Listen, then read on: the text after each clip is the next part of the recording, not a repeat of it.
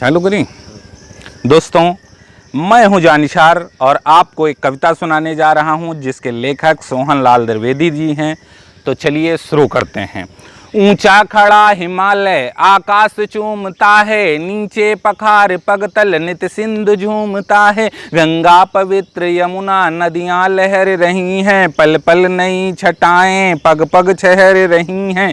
वह पूर्ण भूमि मेरी, वह जन्म भूमि मेरी, वह स्वर्ण भूमि मेरी, वह मातृभूमि मेरी।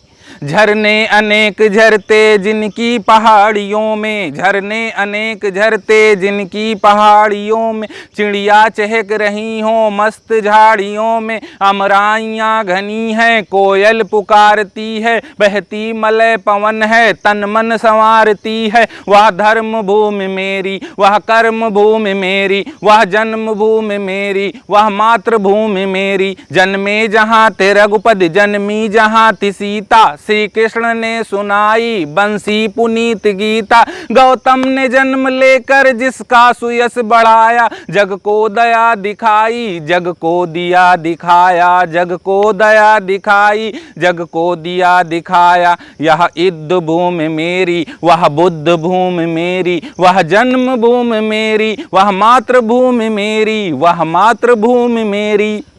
दोस्तों, ये कविता आपको कैसी लगी कमेंट बॉक्स में ज़रूर बताइएगा और ऐसी ही कविताओं को सुनने के लिए हमारे चैनल को सब्सक्राइब करना ना भूलें। अगली मुलाकात होगी किसी ऐसी ही दिलचस्प और अच्छी कविता के साथ।